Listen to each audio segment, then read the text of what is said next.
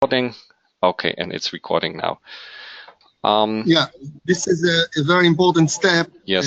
When you want to choose the installation. So please give us a little explaining on the Sure. database. Yes. Right now you have the option on which database you wish to install the MMS. The MMS comes with SQL Server 2014 Express, but some companies already do have an SQL Server installed. There is a difference. Oh, I see there is a, okay. There is a difference between the SQL Server Express and a standard SQL Server in terms of the CPUs that can be utilized and also in terms of the RAM that can be used. There are certain limits with the Server 2014 Express, and there are almost no limits with the standard SQL Server. So sometimes if companies run a CRM, they have a standard server installed because they need a more powerful server. And also at GData, we say if you have more than 500 or more than 1,000 clients that you want to serve with the MMS, then it's better to use a standard SQL server. In smaller installations, that's not really necessary.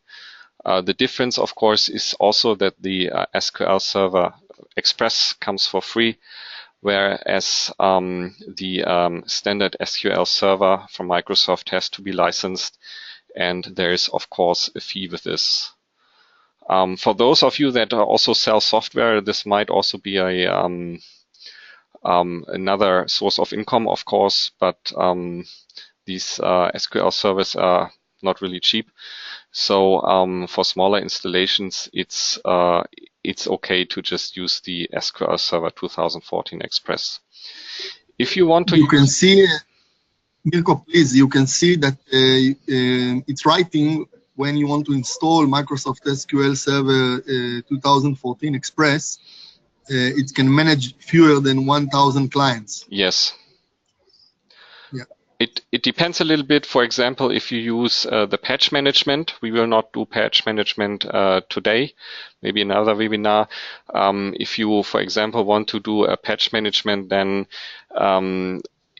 1,000 clients would already be a lot, because patch management is, of course, needing most more. Of the customers, yeah, these resellers just want to update you. Sorry. Okay. Most of the resellers are managing around up to 250 clients. Yeah. So with this number, the SQL Server Express should be fine. If you have already an SQL Server installed somewhere in the company, you could basically click here, use existing database instance, and click on next. Wait, I don't have a SQL Server installed here, so actually this is not what we want to do. But if you wanted to do this, then it would just go ahead with the installation, and it would ask you for the data to put in input there. Once we have the SQL Server installed here, I'll show you what will come up. Okay, so no worries. We'll just start this again and continue with the installation. And then in the end of the installation, I'll show you what menu would pop up and what you need to input there.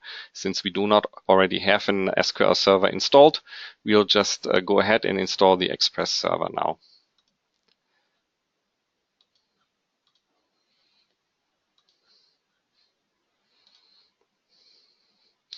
So this is taking a bit of time now. It's initializing the setup, and also it might download some files to install the SQL Server Express. In this case, it's the SQL Server Express 2014.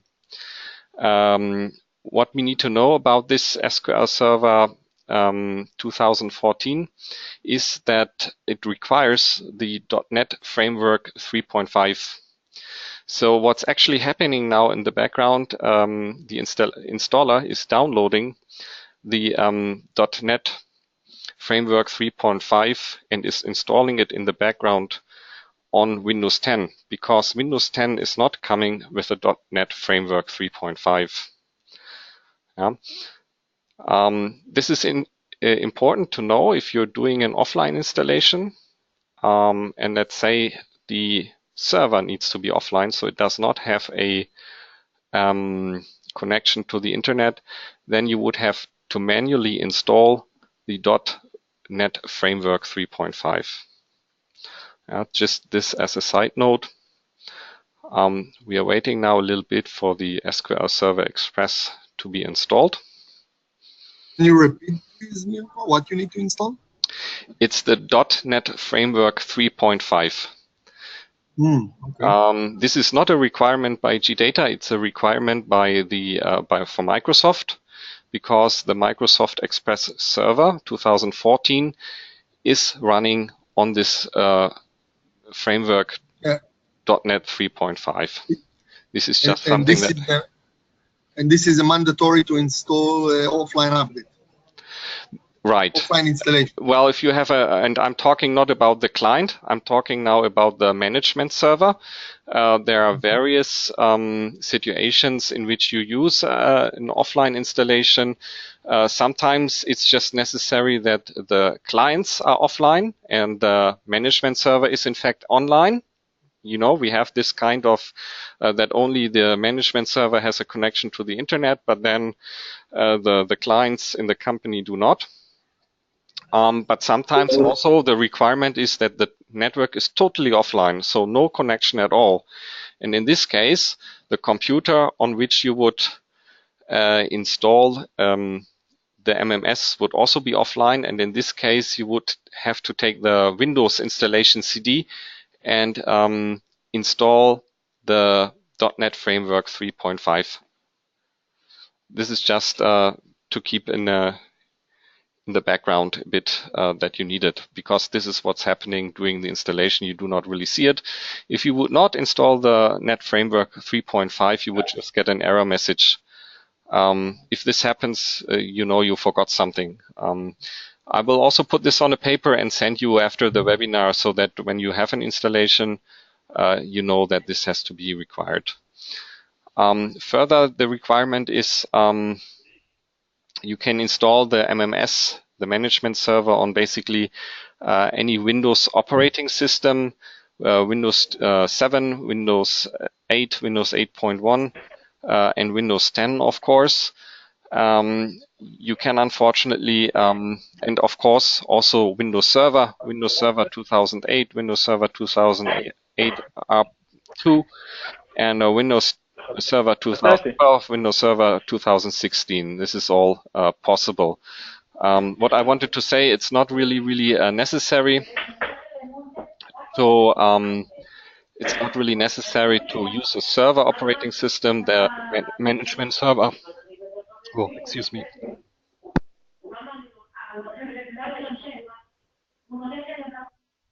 Sorry, just had to drink a cup of water here. So the management server can actually be installed on any operating system.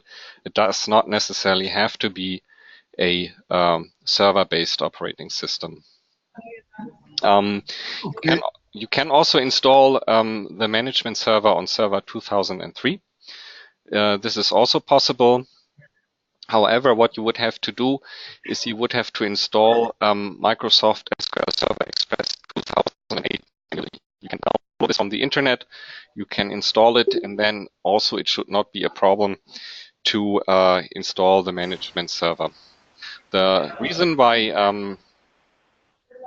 Microsoft Server 2003 is not supported by us directly is that we are working with. Let me see that I can. Some noise in the background. Okay, and then let's see that we have the noise switched off. And let's see that we have here.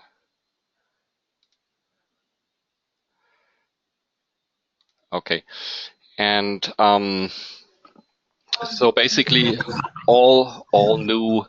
Mirko, Yes. one moment, please. Yes. Maybe meantime, during the installation, you can explain the preparation on the server before installing. Most of the customer coming from another software competitors like ESET, Symantec, and what they need to do to have a clean installation regarding all the issue of the uninstalling the competitor product. Sure. And to do a full uninstall. Sure, I can do that. Great. So when you install a new antivirus solution, and it doesn't really matter which kind of antivirus solution this is, you would want to make sure that all previous antivirus solution has been removed. So what you actually would want to do is you would want to check in the control panel in programs and features, and you would want to check whether here there has been another antivirus solution installed previously. If this is the case, then you should first uninstall this previous installation of any antivirus product. And what you should also keep in mind, first you would uninstall it. Another remark. Yes? Another remark, Mirko. They're asking me a lot what kind of antivirus, because this is a lot of software out there. How you give an attention to malware bytes, for example. You need to uninstall it in the clients or in the server, or another malware. It's not antivirus. Yes. I need to install it, uninstall it. Well, first of all, have a look what kind of antivirus software is installed. Malwarebytes you can actually leave there, but you would want to make sure that during the installation it's not active in any way.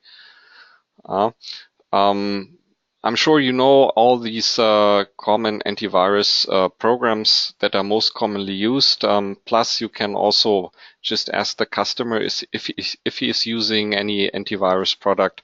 Usually these products have antivirus in their name, so if you're going through the list of installed programs, just check which software is installed there, and if there is any antivirus software installed there, it's better to uninstall it. If you're not sure about the name, that's what I do. I do a search on the internet and showing me what kind of software it is, and if it's an antivirus software, then you can simply go ahead and uninstall it. This is necessary for the management server, and it's also necessary for the clients. I know that some customers like to run several antivirus products on their computers, but this is really not recommended. First, it's using up the capacity of the computer, so the computer might really be running slower, and then it's not adding to the security. In fact, these two antivirus, or 2 or 3, I've even seen computers on which 5 antivirus products were installed at the same time. You really should remove these products. It's not useful to have them running at the same time. This is true in general. You can do some search on the internet, and you will also find out that other producers of antivirus products recommend the same. So the first thing you want to do is you check here in the list if there is another antivirus product installed. If it is installed, then you should uninstall it here. The problem with antivirus products is that these products usually affect the system very deeply inside. So just by uninstalling it here, you do not remove all the leftovers from an antivirus product. So once you have uninstalled the previous antivirus product from here, from this menu, you should restart the computer. And once you have restarted the computer, you should check on the homepage of the previous antivirus company for the removal tool. Every antivirus company, this includes us, but also other ones like Kaspersky, they all do provide antivirus removal tools. You should download it and once run it over the computer.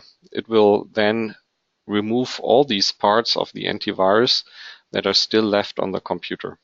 Once that is done, you should restart the computer, and then you can basically start with the installation of the product. This is highly recommended to do just to ensure that the installation is going through smoothly. The same is of course true for the clients. So if you have 10 or 15 clients, then it is also recommended that you personally or the IT or someone who is in charge of the IT in the company is going from computer to computer to double check if there is an antivirus installed. If there is an antivirus installed, once again, remove it, then restart the computer, run the removal tool once, and then the computer is ready to also install the client. This is really, really necessary to make sure that the product in the end runs smoothly and that there is no interference from any other product, either during the installation or later on when running the product. So right now the MMS continues to install. And let's see what we can do in the meantime. I have already installed the product on another computer. We can have a look at that and see what the product looks like once it's installed. And when that is done, we come back to the installation process here and see that it has gone through. Is that okay? Question before. Yes, sure. Please. Yes. What is the time for installation? What is the average time, and how we can make it more quicker? Is it only hardware or the condition of the server? No, basically the installation time, I would say, of the MMS really depends on the hardware. It depends on the CPU. It depends on the RAM that's on the computer. And of course, it also depends on any other processes that are running in the background of the computer. So if, let's say, it's a server and you have a strong CPU, but you're having other processes in the background, this can also slow down the installation. The minimum requirement here is 2 to 4 gigabyte of RAM. 4 is recommended, 2 is a minimum, and it should be a 2-core CPU at the minimum to be able to run the MMS and install it there smoothly. Of course, you need to double check once again if there's other software running on the computer, and this is creating a high load. Then you might, let's say there's another service running in the background and it's already requiring 3 gigabyte of RAM, so that only 1 gigabyte of RAM is left. Then of course this is not enough. So basically, you should make sure that there is enough RAM and a CPU capable of running the software. And this also greatly affects the time of installation. I have seen very old computers, 10 years old, 2-core CPU and just 2 gigabyte, and then of course it takes a long time.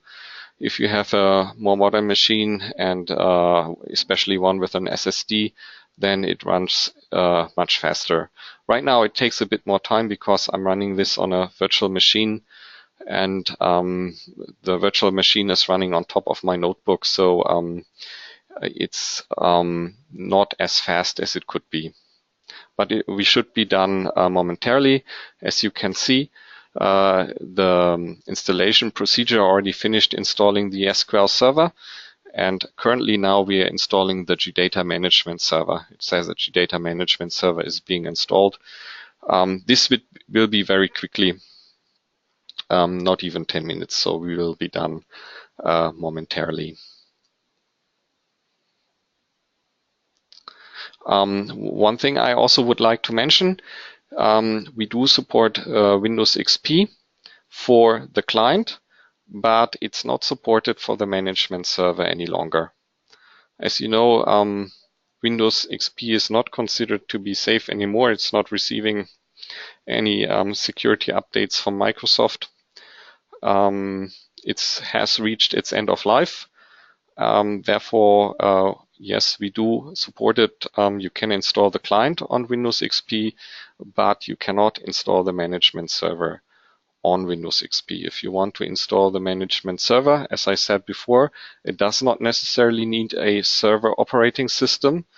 You can just take any usual computer with Windows 7, Windows 8, or Windows 10, and you should be fine installing the MMS there.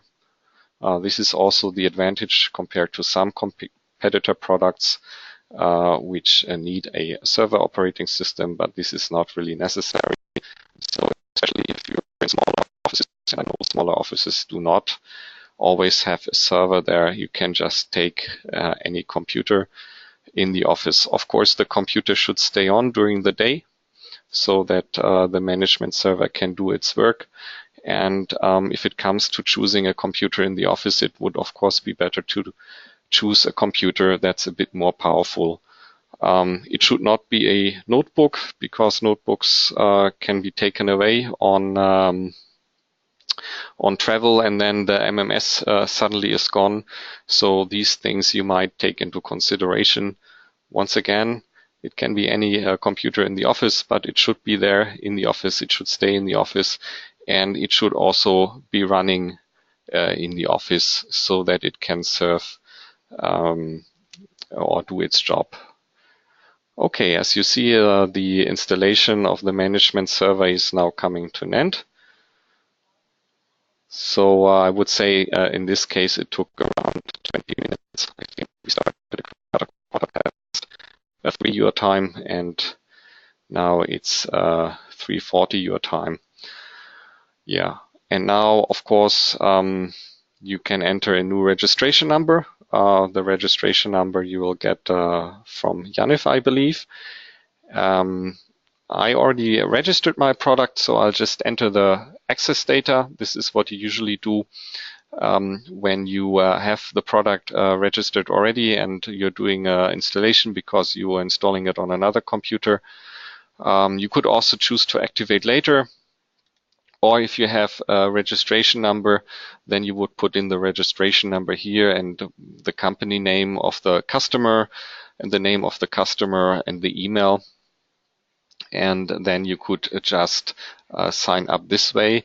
In the end, you would get a user ID and password, which you should print out or write down, so that you simply... Hold on a moment. Yes. Please, Mirko, before you are running, Sure. this is a critical step, and you must do an activation to the product. Yes. If you do not make any activation, or you not put a license, some kind of license, maybe it's a trial for 30 days or 90 days, or is the license of the customer, the software won't work.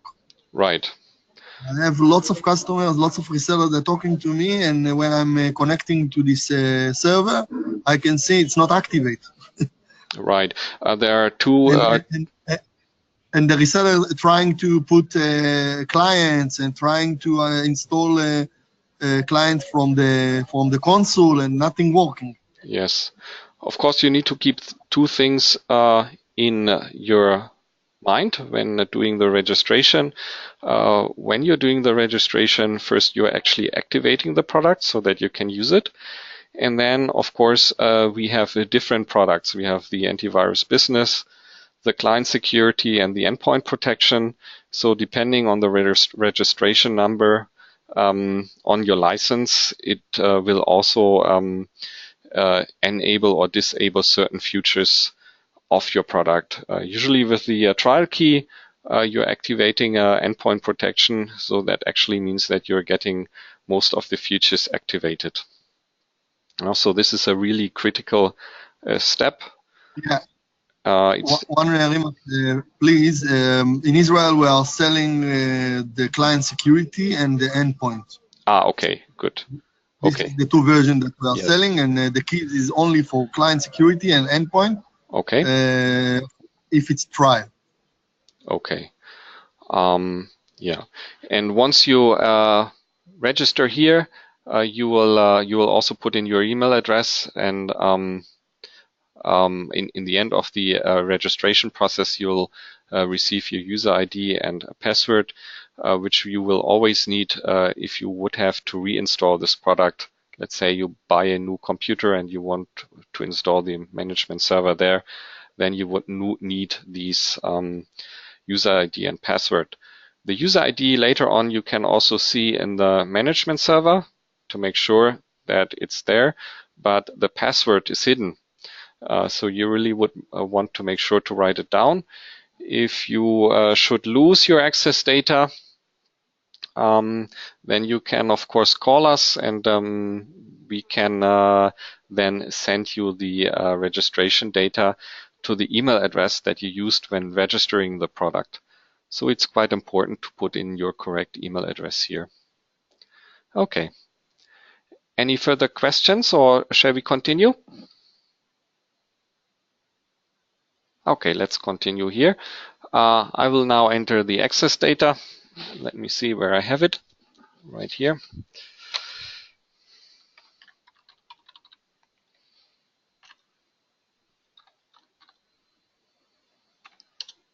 So you put not the registration, the username password. Exactly. Yes.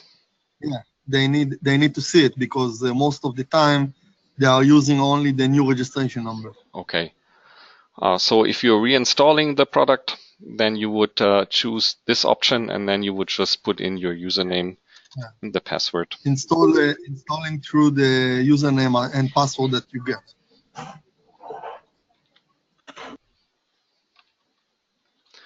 Okay. Now I click OK. It's now double checking, and now I receive the confirmation that it has been successfully installed.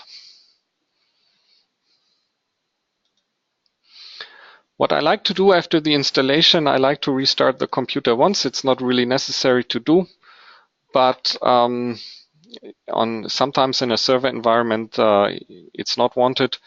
But to make sure that everything is well installed and that it also works after you restart the computer once, I'll just now go ahead and restart the computer once.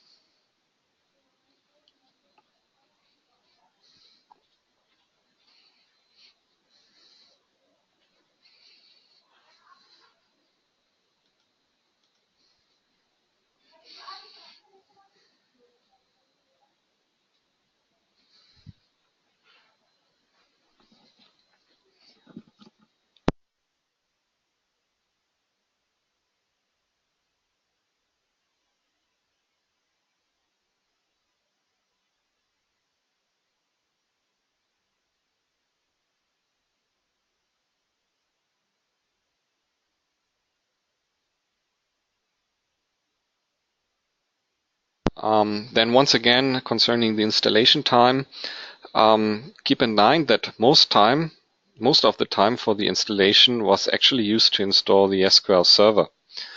The management server probably just needed 5 to 6 minutes. Again, this is of course an advantage if the SQL server is already installed. Then you will basically save most of the time. And then it should be possible to install the product in under 10 minutes. Yeah. If the SQL server needs to be installed, then it takes longer, because in the end it is a full server, it's a database server, and it takes some time to install it. Further, it also takes some time, sometimes if the internet connection is not fast, to download the .NET 3.5 from Microsoft. So if you are having issues with internet connection, you can also take into consideration to manually install the .NET 3.5 network. This might also speed up the installation procedure. Okay, we have now restarted our computer, and just by double-clicking on the GData administrator, I can now start the GData MMS.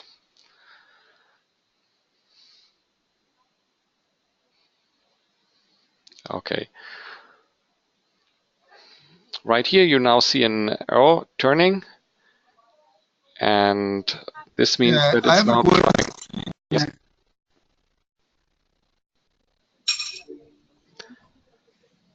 Please go ahead.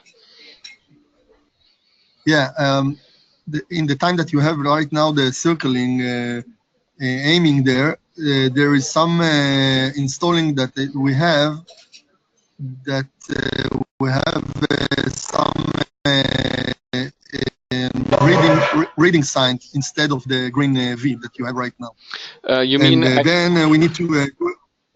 Then we go to the services and go to the process of the GData management and restarted the process, and then it's turning to a green V.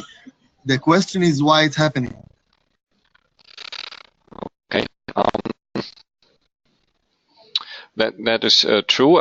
First of all, what this circle is showing us is that the MMS is trying to connect to the SQL database. And if this doesn't work, then it could either be the case that the MMS server has not been started, or that the SQL server has not started. A way to check on this is basically to go into services. Usually you can just execute services.msc. Let me see, it takes, yeah, there it is. And then you can check, let me just make it a bit bigger so that we can all see. Yeah, okay, yeah. Okay, and then we can double check. First of all,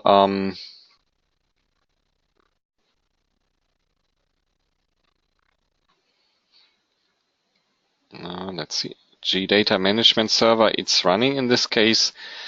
If it's not, you can go into the properties and put in automatic. Yeah, it's automatic. Sorry, yes? Say again, sorry, it wasn't I'm asking, clear. Yes. Yeah, it's okay. I'm asking again, maybe I'm not clarified myself. The service is already on automatic. Okay, and it's not starting. When we are looking on the server, we can see it's on automatic, and then we have this problem. Okay. Well, we would have to look into this issue. If it happens, give us a call, and we'll have a look at the logs. One reason could be that maybe there is that the computer is not powerful. Do you remember which kind of computer it's how much RAM, what kind of CPU? This could be one reason. Sound not good. Another reason that I have we are hearing you cutting all the time during the 2 last minutes. Okay. Let me see. Then maybe I will switch to another MMS, and we'll go from there. Maybe it's too much power on this notebook. Now it's okay. Now it's okay? I don't know.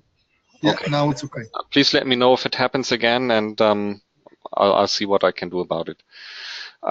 So again, it can happen that these two services are not being executed, the MMS service or the SQL service, so you would want to check on this.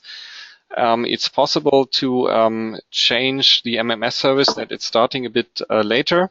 Sometimes if the computer is not very powerful and the SQL service and the MMS service are starting at the same time, then it might take away too much power from the computer, and then some issue could arise, but usually this should not occur. If it does, contact our support and we will look into the issue. Okay. Usually how the authentication works is you're using the Windows user and also the password of the Windows user. We would like to keep it simple, so this means you're actually using the username and password of the user that you're also logging into Windows.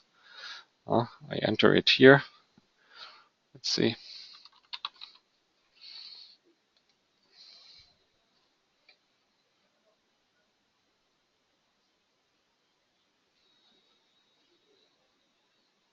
Okay, and the first time you're starting the MMS, you'll find the GData Administrator Setup Wizard. I know many just click on cancel because they like to get started as quickly as possible, but actually it does make sense to go through it once. So what you can see here is a list of all the computers that you do not have a client installed yet. And you can enable the clients basically right here if you like to do that. Nico, we can hear you cutting all the time. Okay. Let's do the following then. I'll shut down this virtual machine and we go on a real MMS. And I'm getting messages. From the participant of the webinar saying that they hear you cutting. Okay, just a second, please. Let's shut this down. Okay. And let's see if it improves, because I don't know if it's related to the power of the notebook or maybe the internet connection in general. Both could be possible. So let's see if it improves. Just a second.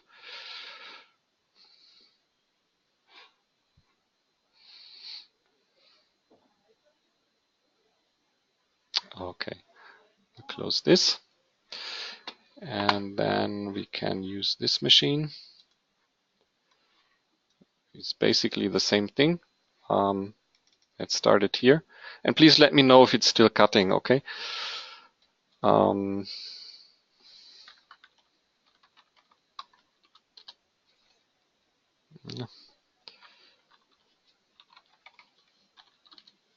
I need to put in the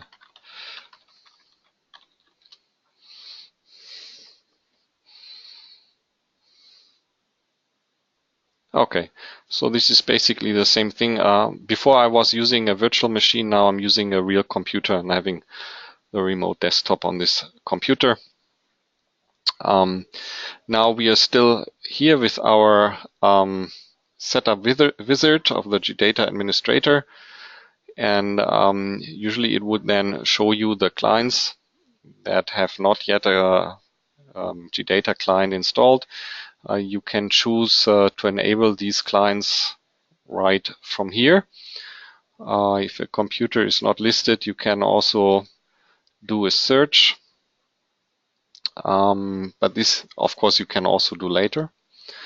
Then again, there is a username and password here.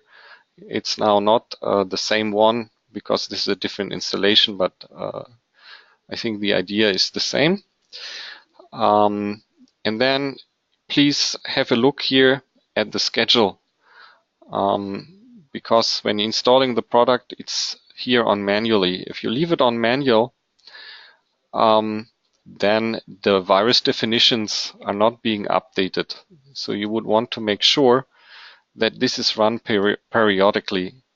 You can choose daily. What I like to choose hourly, because we issue the AV signatures every hour normally, and this way you get the maximum protection simply because you're getting the latest AV definitions every hour.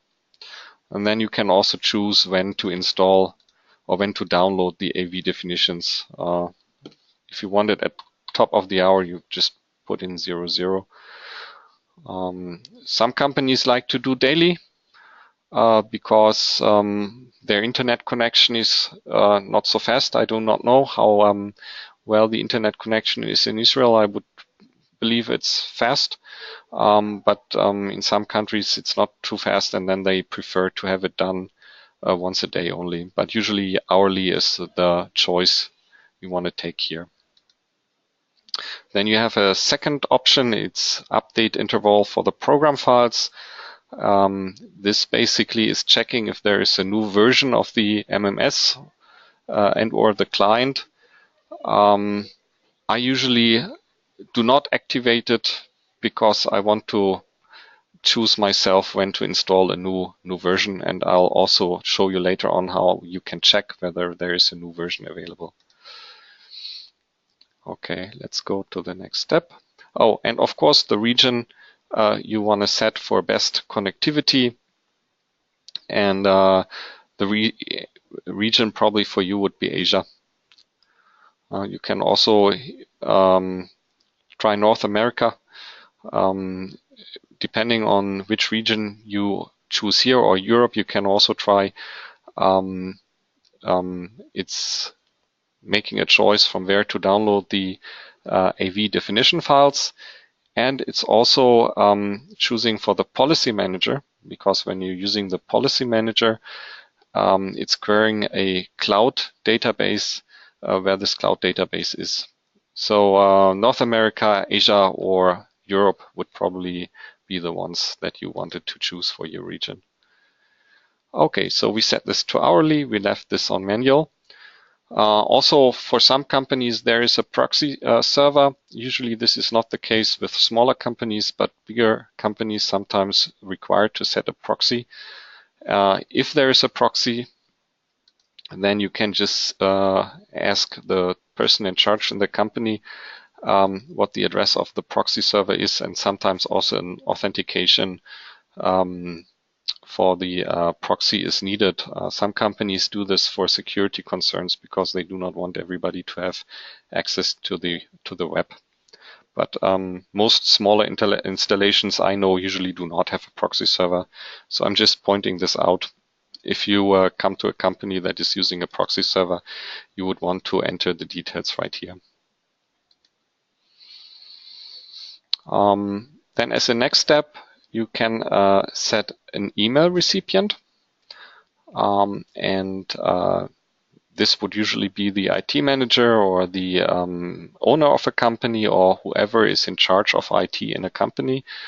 And this person would get information about whether there is an infection on a computer, or maybe anti-ransomware. Hold on a moment. Lots of resellers asking about it. Yaniv, you also asked me. So in this screen, you can get all the information that you need about the network and the condition, and you don't need every time to remote connection to the server and see what happened. You can get all the information, weekly report or daily report, what you want. And you can configure everything through here. Yeah. You can show him right now, Mirko. Thank you. Yes, we'll go ahead here and I'll show you right now. You could put in a sender name, so you would pick one email address, and I just put in this one, maybe IT info or IT info at company.com.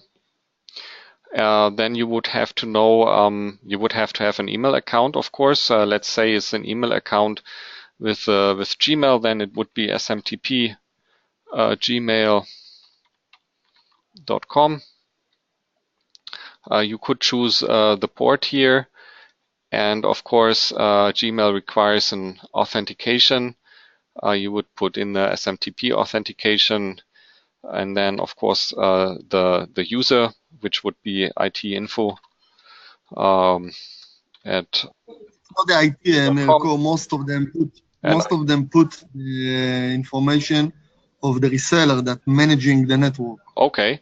Yes. Whatever is Reseller, fine with you. So if you're the reseller and you want to have the information about this, yeah, then you correctly.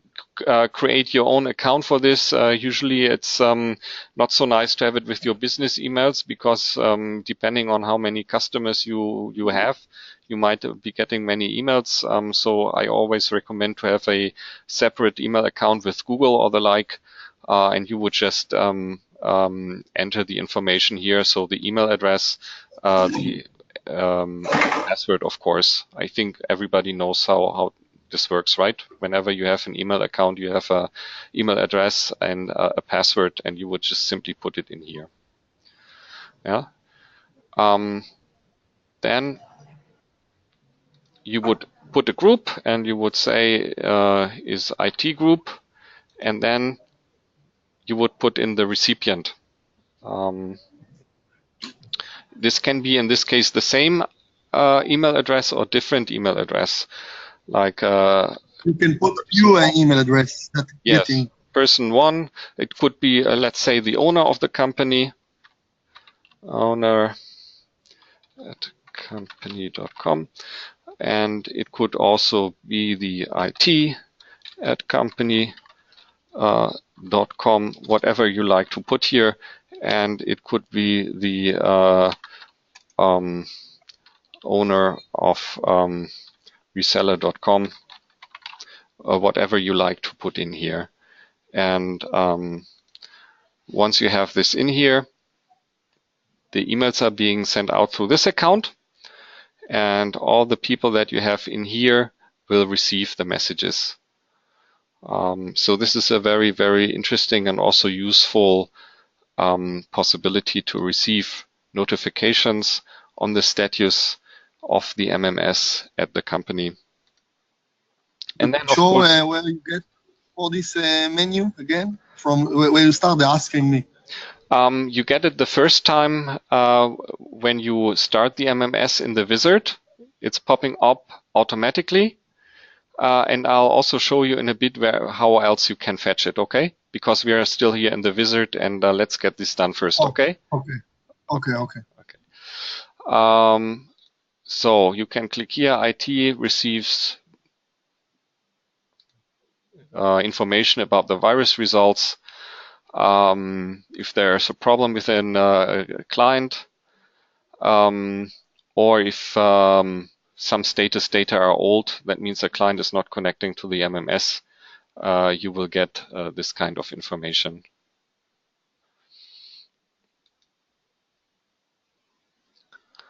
Okay. Here you can put a password if you want to install the client on mobile devices. You can send out information to the client. The client will get an email with a link.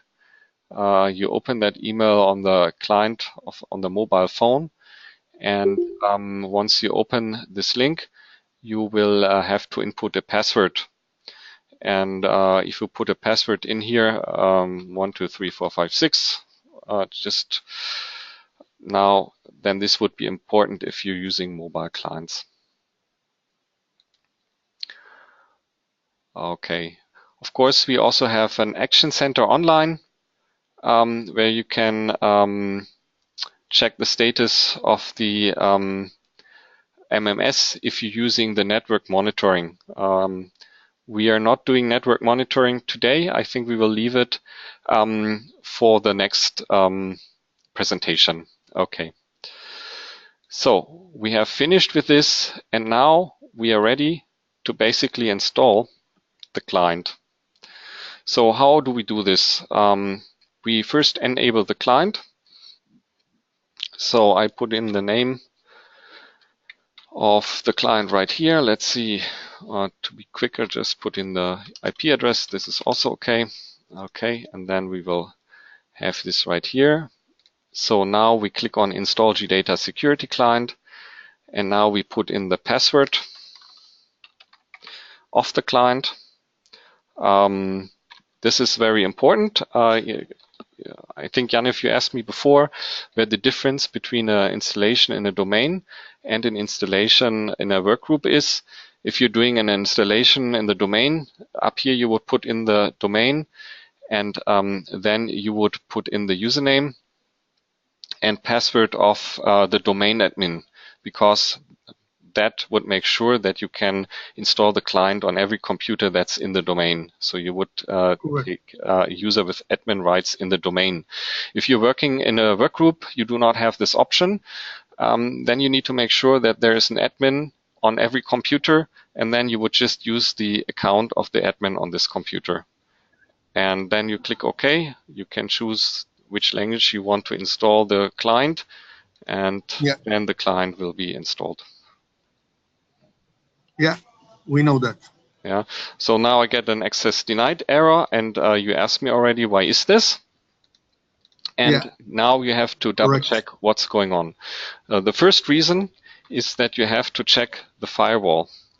Check the firewall status, because if the firewall is closed, there is no possibility for us to access this computer. So you really... Hold on a moment. Mirko, they're asking a question in the, I don't know if you see. Sure. You want to give an answer now or later? If it's concerning this matter, then now, of course. Yeah, so we're asking if you have a work group, must have user and password or just user? Yaniv. For if you don't have the user password. Yeah, usually you need to have an admin on the computer itself, because there is no really a user for the workgroup. That's really the difference between the workgroup and the domain. In the workgroup, you need to really have a user and password for the computer. And if you don't have a password? You don't have a password for that PC, for example. Okay, not at all. Not at all, yeah, not at all.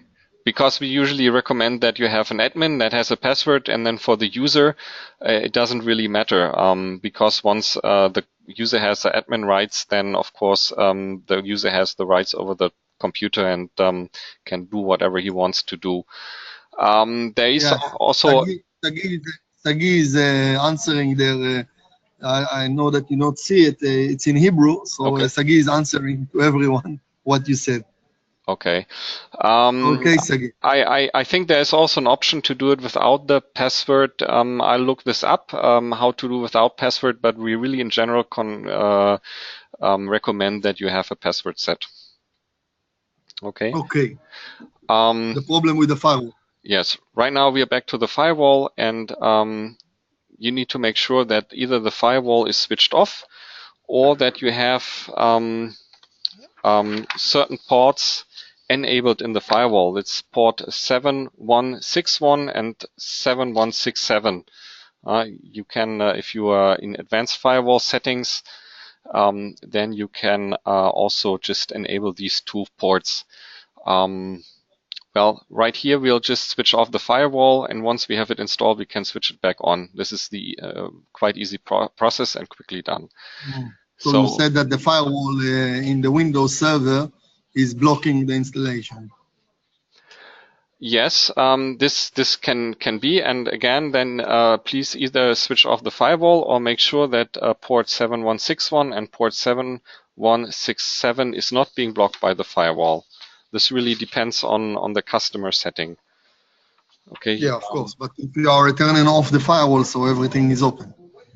That's right. But once again, we are not turning it off for all the time, just for 5 minutes when we are doing the installation.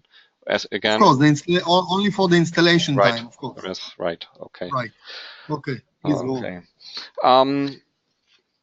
Now, if you're on the client, we would there would be some requirements would be set.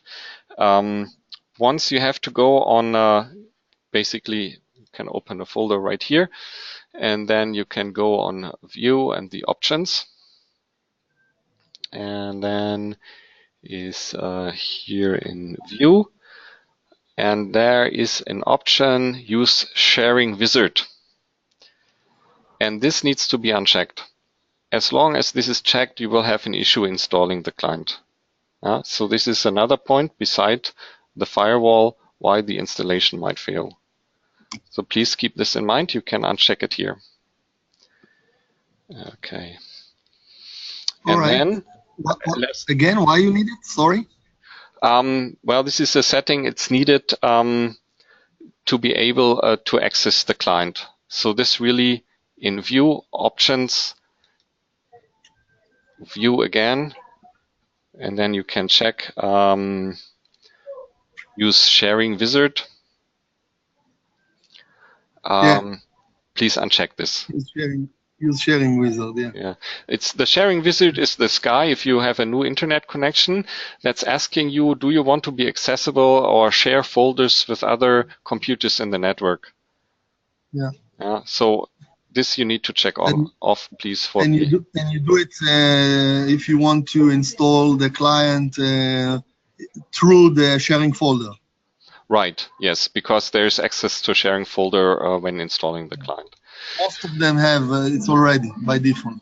Okay, but if it doesn't work, please go in these settings and double check that this is unchecked. Okay, just to make sure. Yeah. Okay. Because you asked me why is this happening? Why do we have the issue of no connection? Why can we not install the client? So I decided to go through it in detail. Okay, and the last thing to check is go in the registry.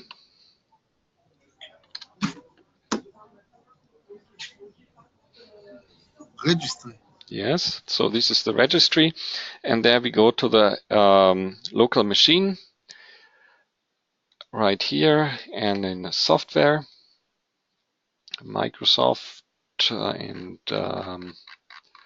Windows,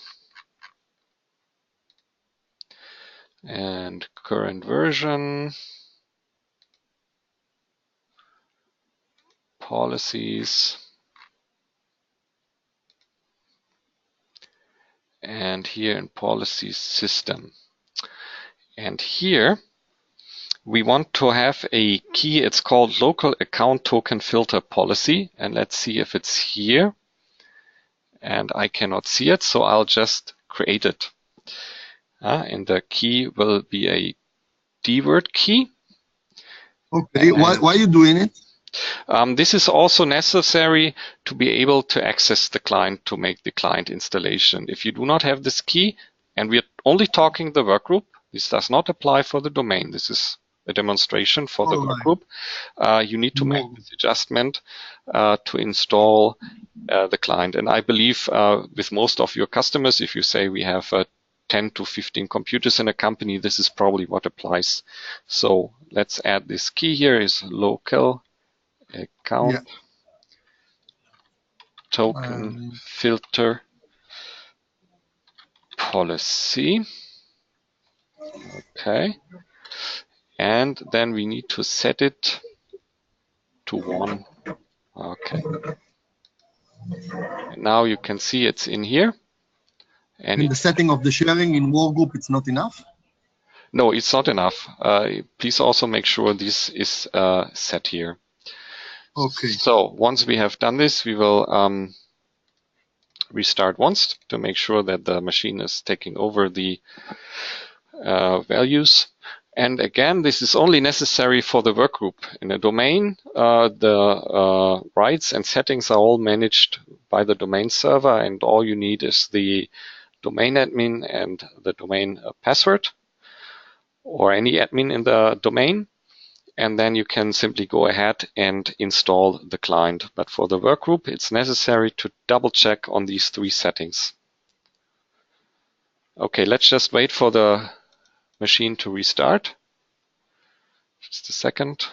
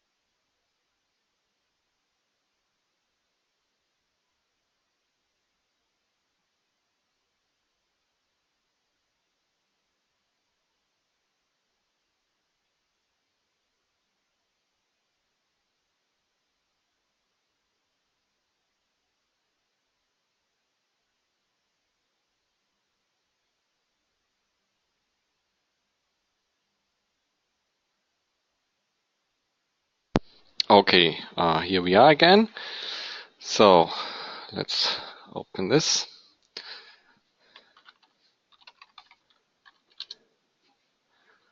So,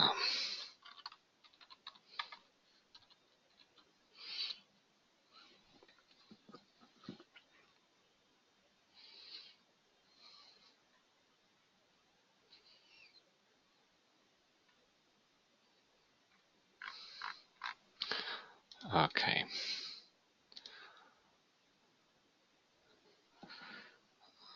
And actually can leave this out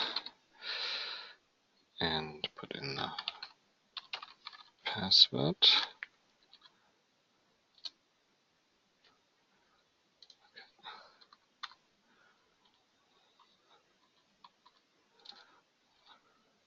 Okay, so yeah.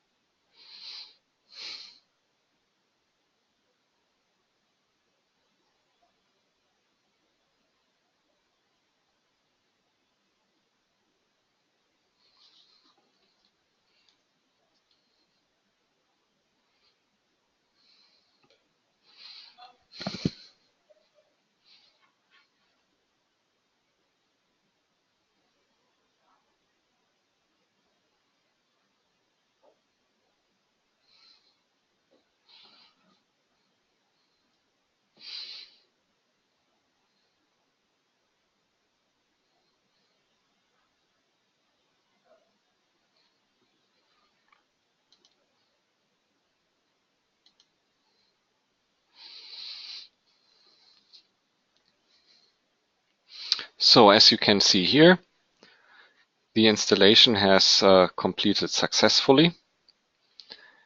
And you can see that the client popped up here on this computer.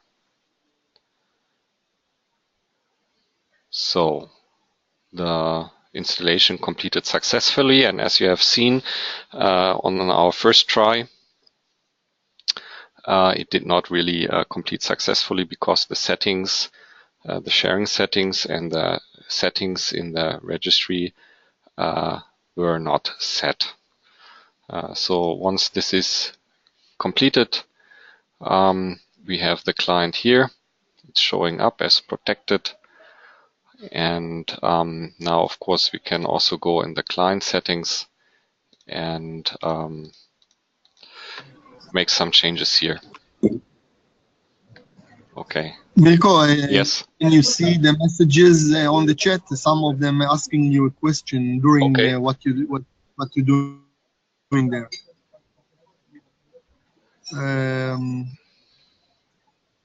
Yaniv, you asked if Mirko see the messages, so he can see the messages. Okay. Yeah, So you would but want please to move on? write to him in English, Yeah. and he will ask you, of course. Yeah, if you want to move on more quickly because they have no time. Okay. We are running out of time. Yeah, I mean, there's always the option to schedule another separate online meeting next time to go over the other issues.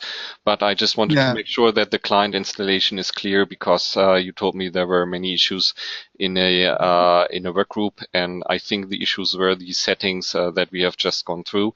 And as you can see, once we changed the settings, the installation was actually successful. So I actually really wanted to take time. So Sagi wants to ask something. Sagi, please go ahead and let me see what your question is. Maybe you can just type it in. I'll read it to everybody, and then we can discuss. Yeah. Okay, Sagi, right.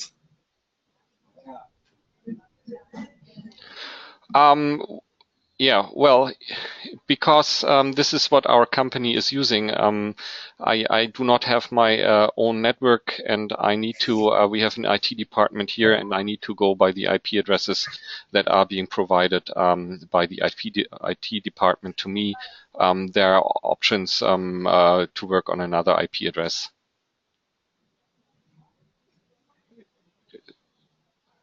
Yeah, it's a requirement by my IT department here. I know that in other companies there are other IP addresses, a standard 192.168 or something like this. This is just a requirement here by my IT department because this is in a live environment. You say it's make it slow, but it's okay. Yeah, sure, but I can't do anything about it, and I think the idea is clear. Of course. Let's move on because Yaniv there want to ask what I asked you yesterday regarding the installation of client in notebooks that traveling outside of the network. Yes. Yaniv, for you. Okay. If you have a notebook, first of all, please note that you can create several groups here. Let's say we add the group notebooks because these are traveling. Yeah. So we add a group here. And let's just say this is a notebook. So I'll add this computer to the group notebooks. Okay. We'll just add it here. And now it's in here. Now I can have special settings for the group of all notebooks. And there are certain settings that would probably apply to all the notebooks. First of all, right here, it's the signature update settings. For all the computers in a company, you could just ask that all the signatures are being loaded from the management server directly. But of course, if you're traveling with a notebook, you could check this. And then the next step to go is go on settings and scheduling. And this also applies if there's a Wi-Fi inside. It doesn't really matter. It's using the username and password from the server. This is okay. But again, please make sure that the schedule here is on hourly or daily, whatever you like. I like to put it on hourly. And this way, when the colleague is not in the house, he can go on here, internet update. He can. Mirko is asking not about, sorry to cut you. It's the first installation. And excuse me. Yeah. There are several options. First, if the company has a VPN, so that the colleagues of the company are connecting to the company through VPN, then it's also possible to push the client directly, although the colleague is not directly in the company. If he does not have a VPN connection, then what you could do is you can create a client package. I know you know this already, create installation package for Windows clients. You can just click on here. I'll do it for you once. And then it would create the package. And you can basically just send the package to the colleague and he can install the client by double clicking. In this case, he would be protected, but likely he would not get a connection to the management server. Because the management server generally can only be reached if it's on the local network. What you can do is you can add a second network card to the management server and configure the second network card with a public IP address. If you do that, then during the installation, it's asking which IP address the management server has, and you can put in the public IP address, and then the notebook can also get a connection to the management server. Can you show him what you are describing now? Sorry? I'm just. Can you show? Okay. It's what I'm describing now. I cannot show. It's basically. It's a local. Yes, basically it's a local MMS with a local IP, but you can configure if you want. Most people do not like to have the server on the public network for security issues, of course. But if you want, you can put the management server directly on a public IP address, so it's directly connected there. Or you can put in a second network card. So one network card would be configured with a local IP address, and a second network card would be configured with a public IP address, and that way the server would be able to be reached twice, once by the local IP address and once by the public IP address. How you choose between them? Well, they are both available. If you install the client locally, then it would be the local address. If you use the client package and then put in the public address, it would use the public IP address. This is possible. If you change, you can also change the IP address in the registry of the client. This is also possible. It really depends a little bit on your scenario. The third question is if you really need to have your client on the MMS regularly. Usually the colleagues are coming in every once in a while, and then it would update the settings from the client, and it would also transfer all the incidences from the client to the MMS so that you know what's going on. Not, of course, in live, but once the colleague connects to the local MMS. Does that answer your question? And of course, keep in mind the third option would be that the colleague can connect to the company network via VPN. Many companies also have a VPN solution where they have a VPN server, and then that is also an option, of course. As I see in the chat, it's not clarified to them, to Sagir and to Yaniv, that still with us, and it's not clarified how you can configure it and how this client's notebook that traveling, I don't know, 1 week or 2 weeks out from the office can get all the configuration that you want. I'm talking about the configuration, what you are looking now on the page, all the monitor setting. If I want this work group will get a different setting than the local work group. How can I configure it from the management? Sagi is asking, is explaining to you that it's supposed to be on a public IP. Of course, work group not working on outside. I'm just reading the messages, Mirko.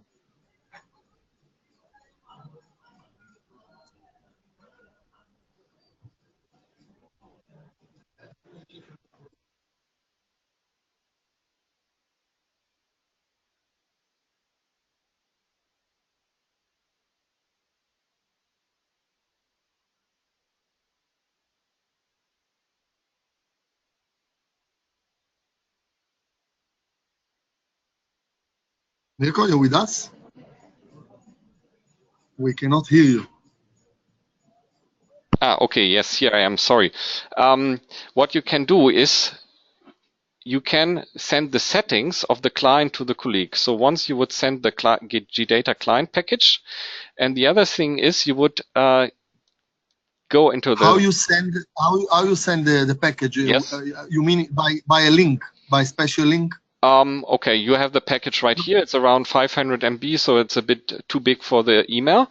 But what you can do is you can put it on a server or wherever you have a space and ask the colleague to download it from there.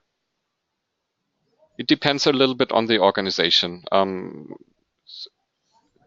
You can have you cannot create a unique link for download from there. Well, once again, as the management server is not available by public IP address, then what I would suggest is to take a Google account, for example, and you can share it through Google or through all the other cloud services that allow sharing. It's even for free, and then you just send the FTP there. If you FTP, see what they are. Sure. Writing. If you have FTP, yes. Sorry, my window is very small, so I just see one message at a time. FTP is also a possibility. The package is, as you can see, around 500 MB.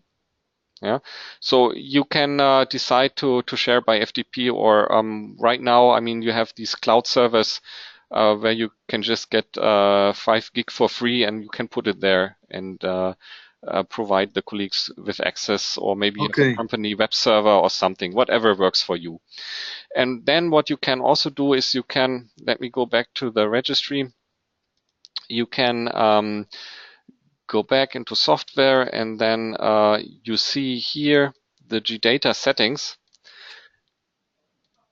And what you can do is you can just take this key and export it.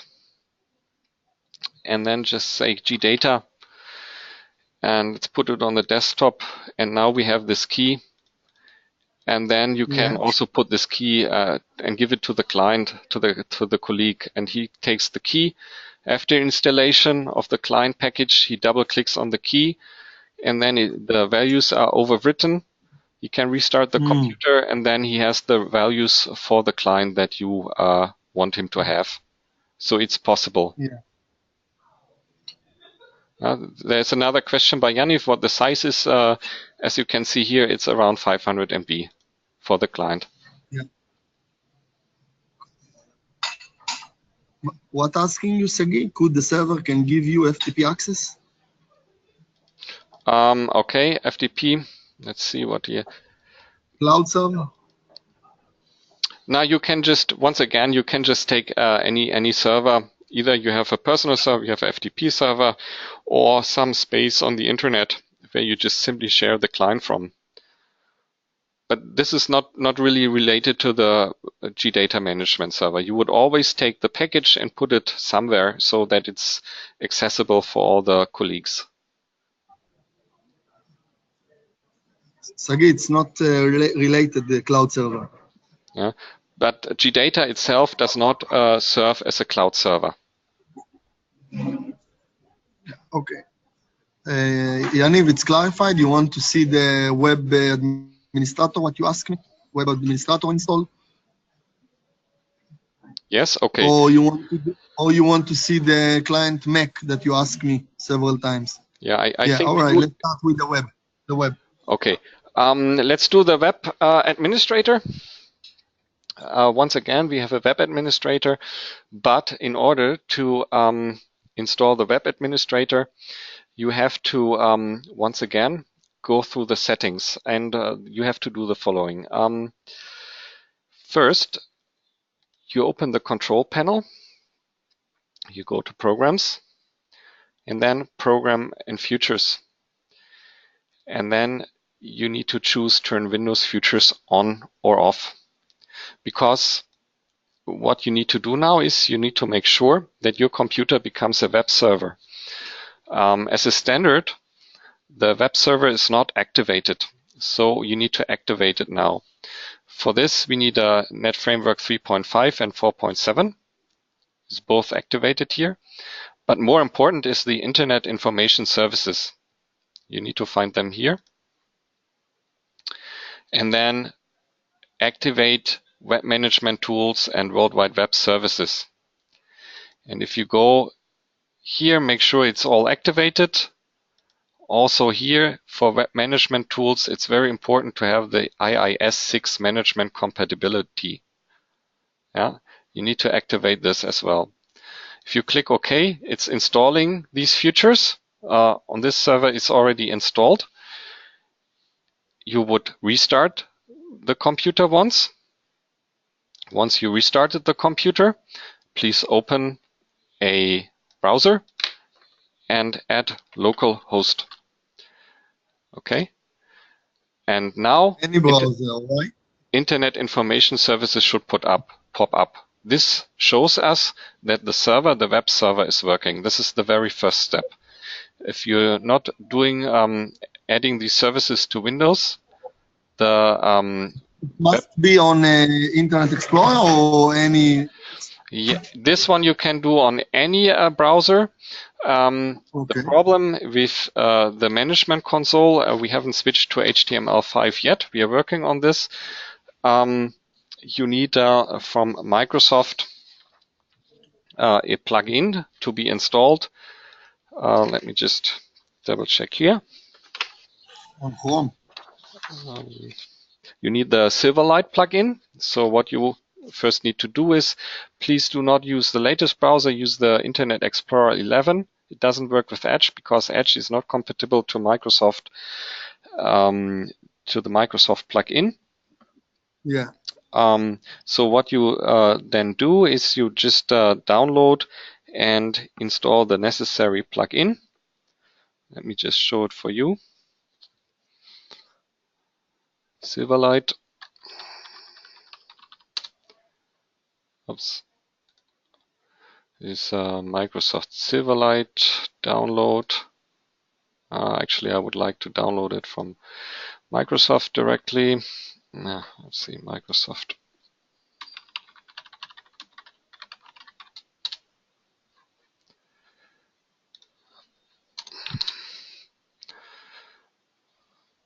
So it's this website.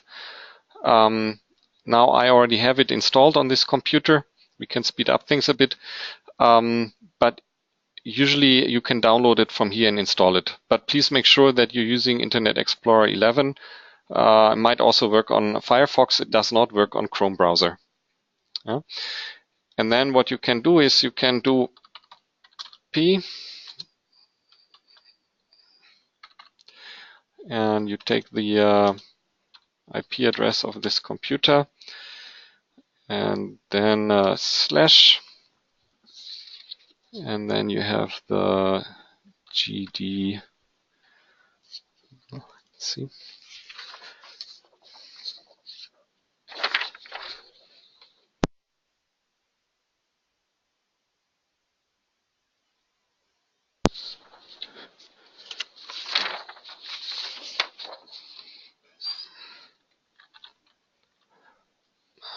Yes.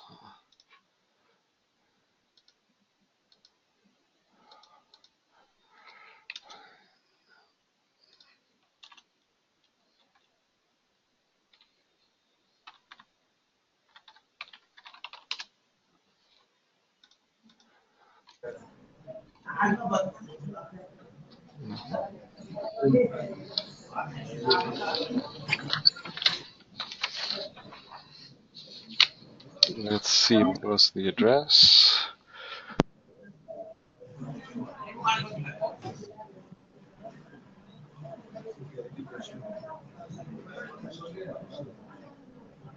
יניב, למה אתה לא צריך את זה? למה לדלג? אתה יכול להיכנס לקונסול דרך הווב.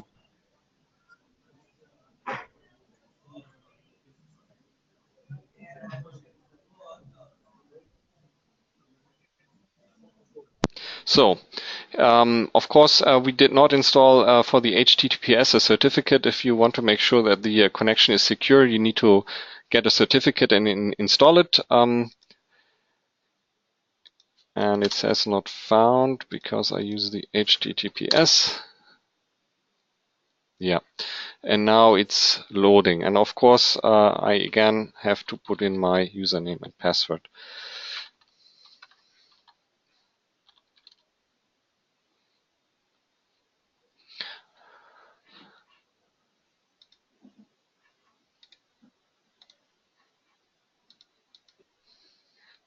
Okay. And then now we have the same settings here on the web-based administrator. Yaniv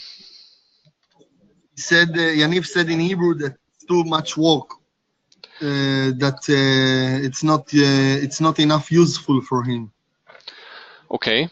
What does he want to do? I mean, usually you can just use the remote desktop and start the admin. Yeah, and this is what he's doing until now. Yeah. Connecting the server through the RDP or some software, and then it's you don't need all this. Yes. Of course, you need to know what you want to do. Sometimes several people need access. Sometimes you don't want to give access to the whole server.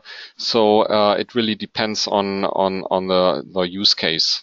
Of course, the settings, it's once you have to go through the settings, but you have to install a web server. If you're not installing a web server, of course, it's not working. But actually, it's quite quick, and I can, if you like, I now opened it on my computer, the same page, and just to show you that it's working. Okay. It's the local. You're taking the local IP of the server, right? Yes, because this server is not available on the public internet for security, for safety reasons. If you can, of course, also put it on the public internet, and then it would also be available there. And as you see, now I put put it on a different. This is a remote desktop. Now I put took the browser from my local desktop, and as you can see, this works. Basically, you have to go into the settings as described before and enable the web server. It's not that complicated actually. Turn Windows Future on and off, the net framework, Internet Information Service, as discussed before. It's a couple of clicks and a restart. And then, of course, I didn't show you right here. You go through the setup once again, and you are installing the GData Web Administrator as an interface. Okay. I Looks nice. can show you here's a web administrator. It's installed already, but basically you just install it here on the setup and it's going through, and then you can start it. It's not that complicated. Maybe if you do it the first time, of course, it's a bit more work, but by the time you do it on a basis. Yaniv, it's not so complicated. I don't know what it's not helping you, but we will talk about it. Okay, let's move on. Can you show the installing of Mac client? Yes, sure. Let's go on to the Mac client. I have it on a virtual machine. Let's see how it's working. I hope that I start my virtual machine once again. Let's see, just a second. Here it is, and I have a OS. Remind me later. Meantime, I will translate the things that Yaniv writing in the chat. Sure. He said regarding the web, it's taking more and more work and resources from the server. For the web installer. Yeah, he's talking about the web administrator, of course. Of course, if you install a web server, it's taking a certain amount of resources, but on an average computer, it should still be fine. Of course, if you have a 10-year-old machine with only a 2 GB RAM, then in general the system will be moving slow. But the idea, I just want to make the things clarified. The idea is to put it on any client on the network or outside of the network, and getting the information from outside. Okay. Well, then you of course would need a public IP address for the server. I'm starting my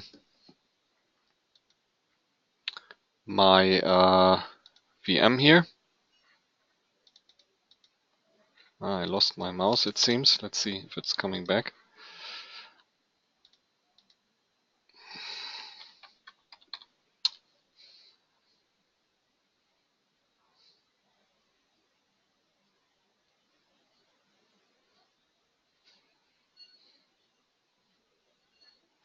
Okay. Oops. Well, it's resolution.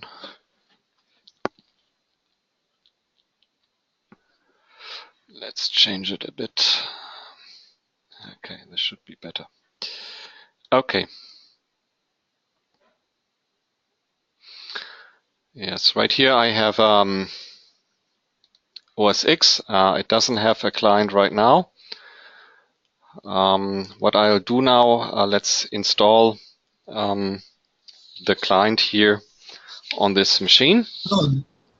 Mirko, hold on a moment, please. The question is how to install a Mac client in the network with the GData administrator, GData console management. Okay. If I can see writing, what you are showing us is how to install a Mac GData client for a Mac in the Mac. No, we will install from the console. Okay. Yeah. Sorry. I'm just showing you right now that I have the Mac here. Okay. Let us just go here. We have the network preferences because I want to find out the IP address. It's this 1477. I make a note of it. So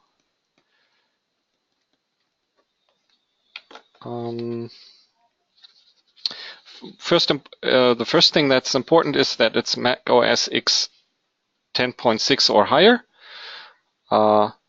So we'll check about this Mac, and it's 10.13.2, so that's fine. The Mac needs to be connected to the network, of course. If it's not connected, we cannot install from MMS.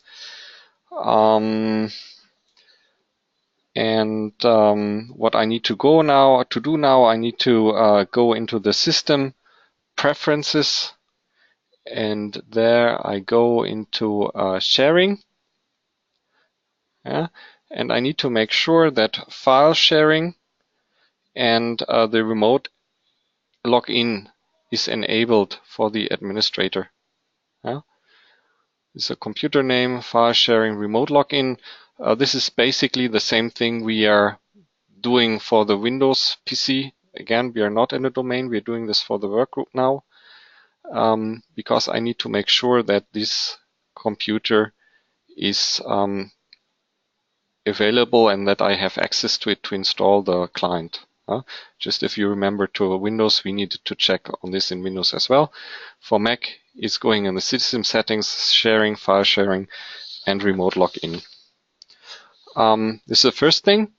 The second thing is we need to be able to ping our MMS. If we do not have an MMS connection, we'll run into a problem. So let's see that we have a look at our MMS again, and I'll look up the system name, and the system name is GD SQL QA CHN. I have this. Now I go back to the Mac client. I need to check whether it can ping. Let us check GD, then SQL QA CHN. Oh, and it works. Resolution is correct. Okay, if it doesn't work, and this is likely to happen in a workgroup because there is no DNS server, what you can do is you can go to etc, and then you can just, let's see, do I have a win here? The hosts. And you can add an entry. I did this already. You basically put in the IP address of the MMS. And then what you're doing is you add the name of the MMS, and then the resolution works. Yeah? Okay. So this is all fine. Now we close this. We are done here. And it's time for us to go back to our management server. So what we do now is we enable another client. And I'll just take the IP address, is 15.14.77.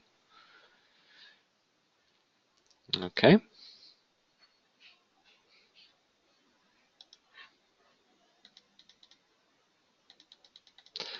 And now I go on install GData security client for Linux Mac. Okay, and I want the client for Mac. And then I put in the username, is the admin in this case, and the password. Okay. And now again, it should start installing the client.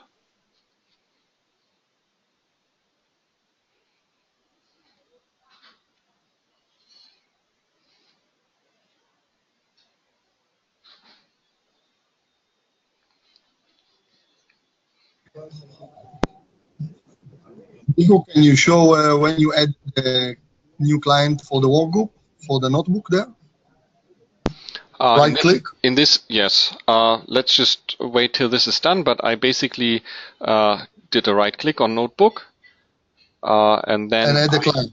Enable client, and then I added the IP address of the client, and then I did a right click on that IP address and choose installing. I'll show you again in a minute. Okay, let's just wait till that this is finished.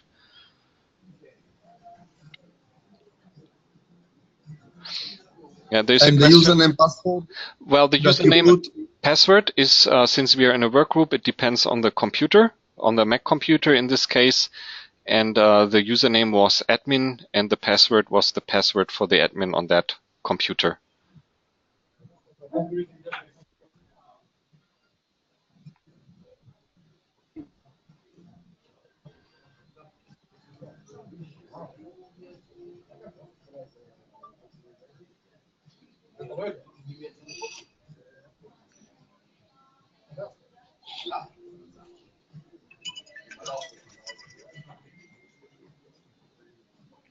I see Sagi is a bit nervous. I say we let's do it another 6 minutes till 4 o'clock 5 time, your time. And then I think what's open is still the offline installation. We would do it in a separate webinar. Is that okay for you, Yaniv?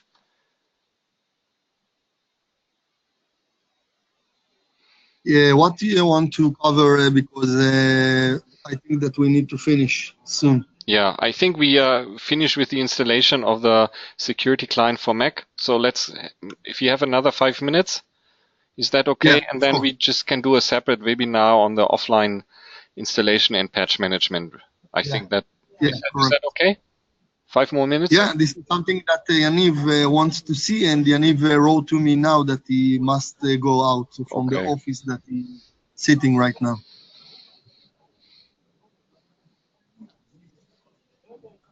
Well, let's see, can we already see something here? Well, not yet.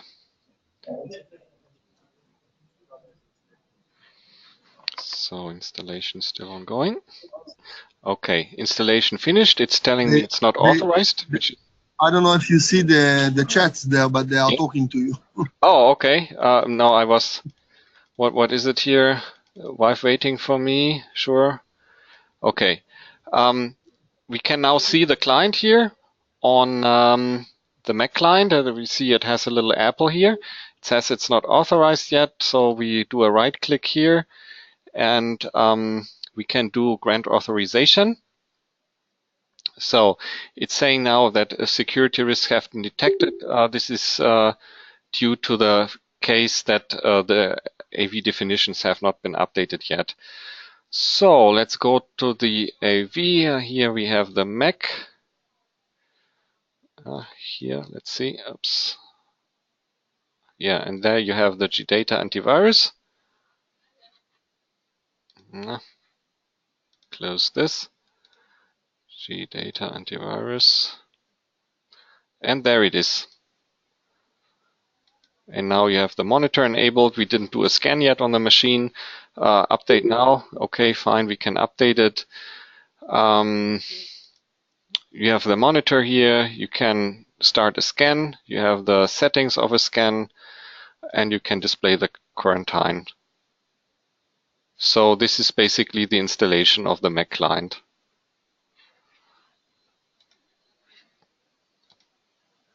Yeah, it takes a bit till it has downloaded the AV definitions, and then we are all set. Any questions concerning the installation of the Mac client? It's still updating here. Oh, it's looking nice. Yeah, it's looking easy. Yeah, actually, you need to do the two settings as discussed before in the sharing settings, and you need to make sure that the client can reach the MMS. We did this by pinging the name of the MMS, and then you can install it. Maybe we need to write it down, all these critical points, or you have some white paper to send us. For the Mac installation, I think I sent you a white paper in December. Please double check. If not, I'm happy to send it out to you again, and it goes through it step by step. Okay. So if there are no any questions right now, especially concerning the Mac, I suggest that we fix another appointment to do the offline update and also to go through some other points like patch management, for example, the next time. What do you think? I agree. Yeah. Let's make another time for maybe next week if you have Sure. time. The end of the week around Wednesday or Thursday. Okay. And you would send out the invitations, and then we would meet again next week, and we can maybe we can. It will be a question regarding what we can see right now. If you can prepare the video, the link for the video for this webinar. Sure. So some of them will see it during the weekend and the beginning of next week, and they're coming us in questions during the next week and for the next webinar. Okay.